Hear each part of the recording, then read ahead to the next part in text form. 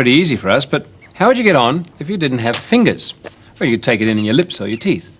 What happens if you didn't have lips or teeth? It's all getting harder. Yeah, that's the problem that baby birds have. They haven't got hands because they've turned into wings. They haven't got lips or teeth. They've only got this very hard, horny beak, and that's not awfully good for grabbing food, especially if the food wriggles. And it's very much the problem that this little creature is facing. It's a little magpie, and every year in about September these things leave the nest, and there's usually a smart aleck or two, like this, that gets out too fast. It can't fly and it can't feed itself. Mostly they die. But if you can get hold of one, you can actually bring it up and save it from death, as long as you know what to do, which is to behave like a parent magpie. You have to acquire a few things. One of them's a beak, and I find a pair of tweezers is ideal. That has to be like that. You can't really cope with your fingers awfully well because the beak does a specific function in feeding the bird. It has to go all the way down its throat. You also have to know what food to get. And maggies are grub eaters, grub and worm eaters. You can dig those things up. Worms especially are good because they've got grit in them, and that's good for the digestive system. But to save yourself hours and hours of digging, go for these things. First of all, raw meat. That's pork. White meat's very good. Synthetic mince for dogs. That's very good too, as a balance. And you can get mealworms, which are grubs that are grown by bird fanciers. Saves you an awful lot of digging, and that's live food and full of vitamins.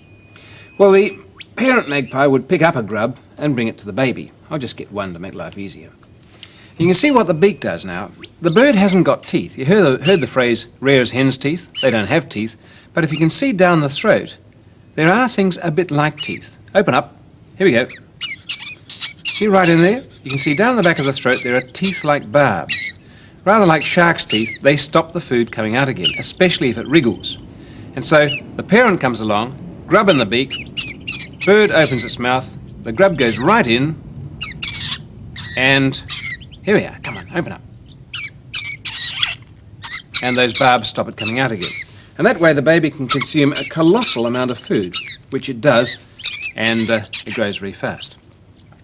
Well, that, of course, is only part of it. The baby could suffer if it doesn't get enough moisture.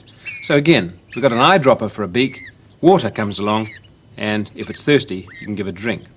If it's not thirsty, it won't take it. And you know the thing is getting enough out of the food. Once it gets close to flying, you can give it flying exercise. Any bird will flutter its wings if you drop it fast. So hold it, don't let it escape, drop it, and you'll get fluttering. And that exercises the wings, and eventually it'll be ready to go. Now, magpies are very territorial, which means if you just take one out and throw it into the wild, it'll be zapped by others that have adopted the place as their own territory. So it's best to do it close to home, give it a bit of a guard, even put it in a cage for a while so the others get used to it, and ease it into the system gently. That way, because you've saved it, it's at least got some decent chance of survival.